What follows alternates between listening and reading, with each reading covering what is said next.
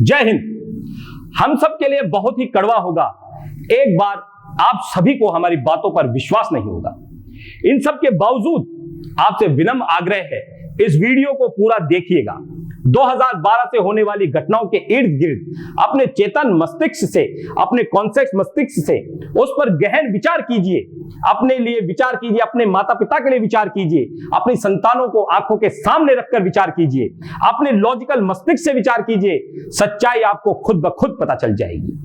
और वह कड़वा सच यह है कि आज के प्रधानमंत्री जी ने हमारे वजूद का ही, हमारे अवचेतन मस्तिष्क की कमजोरियों का फायदा उठाकर मानसिक रूप से हमें अपना गुलाम बना लिया। हम यह भी कह सकते हैं कि अभी भी गुलाम बना रखा है। जैसे जैसे हम अपने चेतन मस्तिष्क से सोचते हैं, यह स्पष्ट हो जाता है कि हम मानसिक बलात्कार के शिकार हो गए। कब हुए हमें पता ही नहीं चला, पर हां, इसकी शुरुआत 2011-2012 से हो चुकी थी। कैसे? विचारणीय है।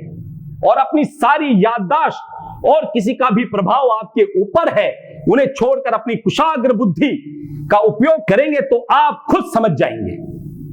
अब आपके सामने स्क्रीन पर मनुष्य के मस्तिष्क की एक तस्वीर है, और यह एक वैज्ञानिक तथ्य है कि हमारा मस्तिष्क का 90% अवचेतन मस्तिष्क या सबकॉन्शियस माइंड होता है। और सबकॉन्शियस माइंड ड्रीम यानी कि सपने, होप्स यानी कि आशाएं, हमारे जीने की पद्धति, जिसे हम सर्वाइवल मैकेनिज्म भी कहते हैं, होता है। बाकी का 10% लॉजिकली और रीजनिंग यानी कि प्रत्येक चीज की सच्चाई को अपने तर्क के द्वारा अच्छे या बुरे का फैसला करने वाला होता है। यानी कि 90% हमारे मस्तिष्क की एक्टिविटी हमारे कॉन्शियस और लॉजिकल माइंड के बगैर होती है। अब आपके समक्ष दूसरी पिक्चर है।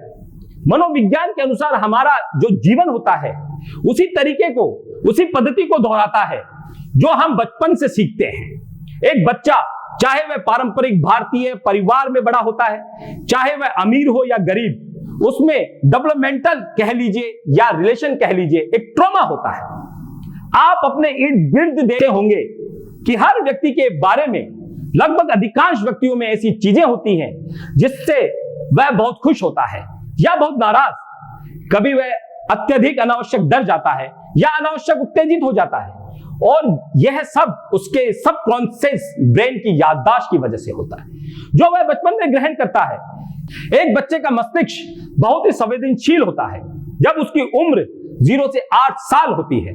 यह वही समय होता है जब बच्चे का ब्रेन अपने आप को तैयार करता है, उसे आगे का जीवन कैसे जीना है, और यह उसके अवचेतन मन में स्टोर हो जाता है, संचित हो जाता है। इसी वजह से 8 साल तक माता पिता का पूरा ध्यान एक बच्चे को चाहिए होता है, जो भारत में 99% और पूरे विश्व में 80 से 85% बच्चों को नहीं मिल पाता। जैसे कि आप सभी जानते हैं कि भारत में 99% बहन हो या भाई की उम्र का अंतर 1 साल से शुरू होकर 4 से 5 साल से ज्यादा नहीं होता। और इसी वजह से प्रत्येक बच्चा अटैचमेंट ट्रॉमा से गुजर रहा होता है और उसके अवचेतन मस्तिष्क में जीवन भर के लिए संचित रहता है। मनुष्य जितना ज्यादा अटैचमेंट ट्रॉमा से गुजरता है, उतना ही ज्यादा आसानी से जायज व नाजायज का ध्यान न करते हुए उसके सबकॉन्शियस लेवल से मैनिपुलेट आसानी से किया जा सकता है। अब आप अगली पिक्चर में देख रहे हैं, जो ही मनुष्य अवचेतन मस्तिष्क सबकॉन्शियस माइंड से काम लेना शुरू कर देता है, वह अच्छे भले बुरे का विचार करना छोड़ देता है। वह एक तरह से सर्वाइवल मोड पर चला जाता है। ठीक उसी प्रकार जैसे वह फ्लाइट मोड में हो या फाइट मोड में, या वह फ्रीज हो, या मानव के मस्तिष्क का एक शाश्वत सच हार्मोनल प्रक्रिया है। मनुष्य को उसके कॉन्शियस माइंड यानी चेतन मस्तिष्क से अवचेतन मस्तिष्क में कैसे ले जाया जाए, यह 2011 में 2012 में प्रशांत किशोर व उस समय के गुजरात के मुख्यमंत्री श्री नरेंद्र मोदी जी ने इजाद करना शुरू किया। और यह प्रक्रिया उसी समय शुरू हुई जब हमें मानसिक गुलाम बनाने की, मानसिक बलात्कार करने की, किस प्रकार से लोगों में गुस्सा पैदा करके, अत्यधिक उत्तेजित करके उनके कॉन्शियस माइंड में अपने लिए अपार भक्ति पैदा की जाए की तैयारी शुरू हो गई। मनुष्य के अटैचमेंट ट्रॉमा को किस तरह एक्टिवेट किया जाए, इस पर रिसर्च शुरू होती है।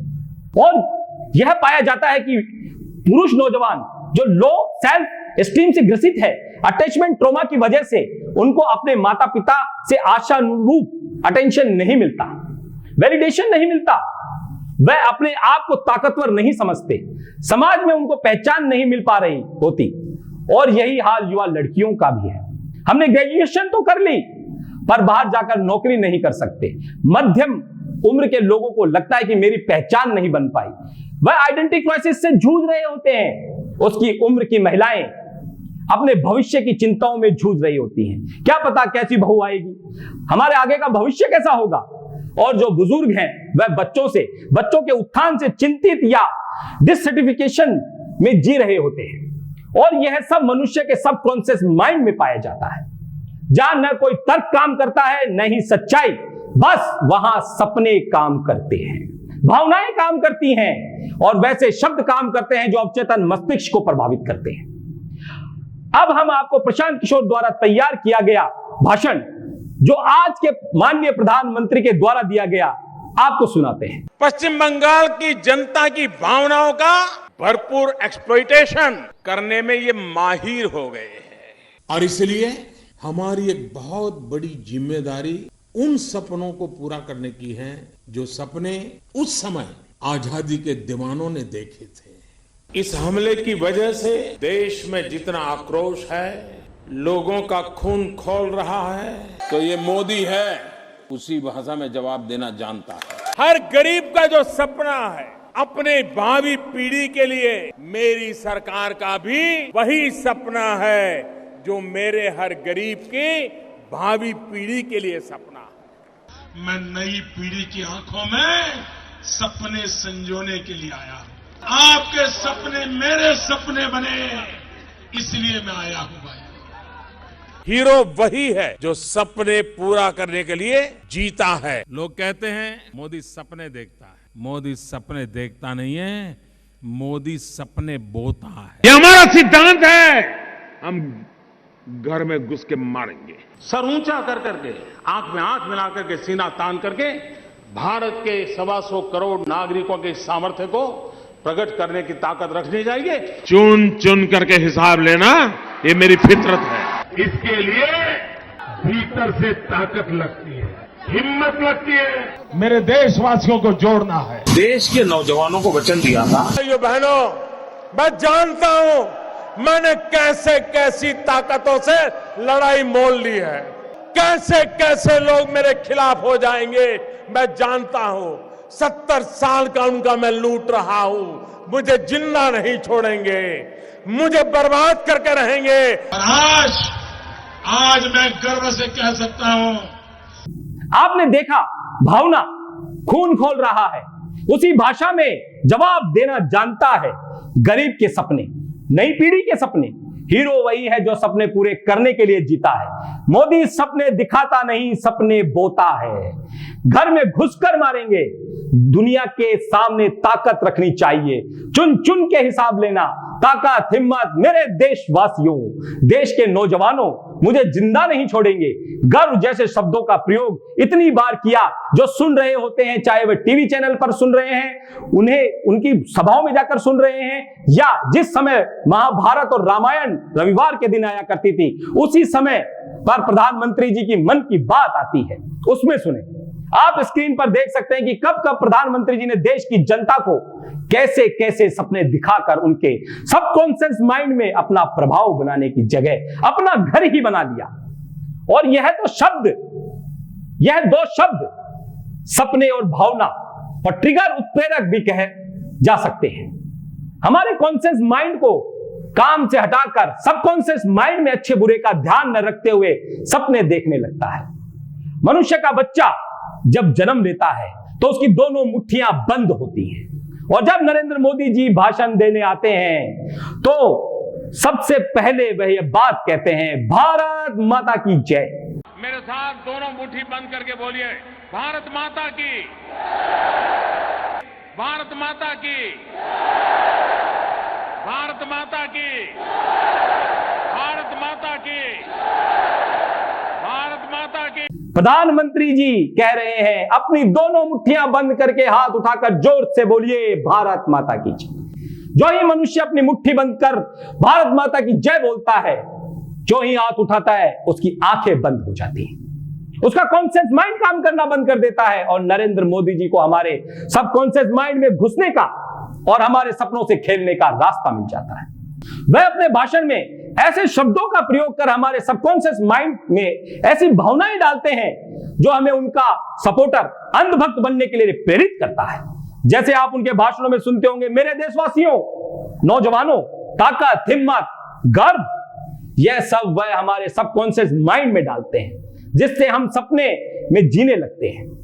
गांव में चाय की दुकान होती है, लोग बैठकर चर्चा करते हैं तो चाय पर चर्चा का कैंपेन आ जाता है, अच्छे दिन आएंगे का वादा भी आ जाता है, 15 लाख का जुमला आ जाता है, काले धन की नोटंकी आ जाती है और 1 करोड़ नौकरियों का सपना 100 करोड़ को प्रभावित कर जाता है।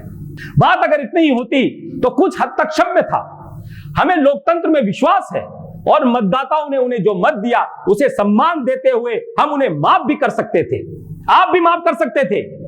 पर अब आप स्क्रीन पर आ रही तस्वीरों को देखें, उनके बॉडी लैंग्वेज को देखें, आपको याद आ जाएगा अगर आपने कौन बनेगा करोड़पति में अमिताभ बच्चन को देखा है। आपको टीवी चैनल पर चलने वाला वह प्रचार याद आ जाएगा, कुछ दिन तो गुजारिए गुजरात में। अरे कुछ दिन तो गुजारो गुजरात में। इन्होंने अमिताभ बच्चन से ट्रेनिंग ली, बोलते समय अपनी भाव भंगिमा कैसी रखनी है। अमिताभ बच्चन महानायक है, जनता उन्हें पसंद करती है और प्रधानमंत्री जी ने उनकी नकल करने का बहुत ही सफल प्रयास किया। और अगर हमारी बात पर विश्वास नहीं हो तो स्क्रीन पर देखिए, विश्वास हो जाएगा। देखने का तरीका, बोलने का तरीका, शॉल जो दोनों ने ओढ़ रखा है, किस तरह ओढ़ रखा है, क्या यह संयोग है? क्या यह उस समय की तस्वीर है जब अमिताभ बच्चन जी मोदी जी को ट्रेनिंग दे रहे थे? मैं उसकी चर्चा नहीं करूंगा, बहुत हो चुकी है। लेकिन यह सब अपने प्रति सबकॉन्शियस माइंड में भक्ति पैदा करने की कवायद थी। लेकिन इतने से ही काम नहीं चलेगा। अपने प्रति भक्ति पैदा करने के लिए इन सब के अलावा उन्होंने अमिताभ बच्चन जी की फिल्म शोले वाला गब्बर, दीवार वाली मां, वह शान वाला शाकाल इत्यादि की जरूरत थी। हम सभी जानते हैं जिस फिल्म में हीरो, विलन व दुखी जनता होती है, वह फिल्म बहुत चलती है। और इन्होंने भी एक फिल्म बनाई, प्रधानमंत्री श्री मनमोहन सिंह जी थे पर विलन बनाया राहुल गांधी को। उनके खिलाफ कैसे कैसे प्रोपेगेंडा चले, कैसे कैसे झूठ फैलाए गए, वीडियो दिखाए गए और ताजा उदाहरण आपके सामने नेपाल का है। अन्ना हजारे जी को पप्पू बनाकर देश में यह माहौल बना दिया गया कि कांग्रेस पार्टी की वजह से 70 साल से नरक की जिंदगी जी रहे थे और अब मैं आ गया हूं और अब आपके अच्छे दिन आने वाले हैं। मैं लाऊंगा आपके अच्छे दिन, मैं दिलाऊंगा आपको नर्क से मुक्ति। जनता को उम्मीद और सपने दिखाए। अच्छे दिन, अच्छे दिन, वाह। व्यक्ति दब अटैचमेंट ट्रॉमा से सफर कर रहा होता है और जब उसके माइंड में भावना और सपने काम करना शुरू कर देते हैं तो उसे लगता है कि वह बच गया, उसे खुशी मिलती है, एंड्रोफिन हार्मोन उसके शरीर में काम करता है और वह बन जाता है भक्त। जनता अभी भी अपने को खुश मानने लगती है, अंधी भक्ति अपने आप में पैदा हो जाती है। आपको एक पिक्चर दिखाई जा रही है, इसमें देखें क्या कोई व्यक्ति अपने चेतन मन से, अपने होशो हवास में, जिसका दिमाग ठीक काम कर रहा हो, जिसे भले बुरे का बोध हो, क्या उसकी भाव भंगिमा ऐसी हो सकती है? यह उसी समय हो सकता है जब उसके दिमाग में गुस्सा हो, डर हो या वह किसी की भक्ति में तल्लीन हो, यानी कि वह या तो फ्लाइट मोड में हो या फाइट मोड में हो या फ्रीज हो या फिर अपने आप में नहीं हो। आपको अब हम मोदी जी की रैली की तस्वीर दिखाते हैं जिसमें हर व्यक्ति का मुंह खुला है, आंखें बंद है। क्या वह अपने आपे में है? क्या इनका माइंड काम कर रहा है, लॉजिकल ब्रेन काम कर रहा है, या इन सबको प्रधानमंत्री जी ने अपनी तरकीबों से, अपनी तिगड़मों से पप्पू बना दिया? नरेंद्र मोदी जी ने सिर्फ अनपढ़ों को पप्पू नहीं बनाया, पढ़े लिखों को भी बनाया, गरीब को भी पप्पू बनाया, मध्यम वर्ग को भी पप्पू बनाया, प्राइवेट नौकरी करने वालों को भी पप्पू बनाया, सरकारी कर्मचारियों को भी पप्पू बनाया, हमें पप्पू बनाया, आपको पप्पू बनाया, पूरे देश को पप्पू बनाया, देश की संपत्ति को पप्पू बनाया। जितने वादे किए थे उन पर विश्वास कर जितने लोगों ने उन्हें अपना मत दिया, उन्हें पप्पू बनाया और उनकी भावनाओं और सपनों को भी पप्पू बनाया। बड़े दुख के साथ आपको यह बताना पड़ रहा है कि पूरे नरेंद्र मोदी जी के कूचक्र में लोग यह सोचकर खुश हो रहे थे कि राहुल गांधी पप्पू है, पर अफसोस सही मायनों में हम सब पप्पू हैं, जिसे नरेंद्र मोदी जी ने पप्पू बना दिया। पूरा देश पप्पू है जो नरेंद्र मोदी जी को वोट दिया। वह सारे लोग पप्पू हैं जो नरेंद्र मोदी जी पर विश्वास कर जय श्री राम का नारा लगाते हैं। अगर राहुल गांधी पप्पू होते तो देश की 12 करोड़ जनता उन पर विश्वास कर कांग्रेस को वोट नहीं देती। यह मेरा व्यक्तिगत विचार है। आप अपने सबकॉन्शियस माइंड से बाहर आइए और अपने लॉजिकल ब्रेन से खुद फैसला कीजिए, सोच समझ कर कीजिए, और फिर अगर आपकी भावनाएं आहत हुई हो तो हमें क्षमा कीजिए। जय हिंद।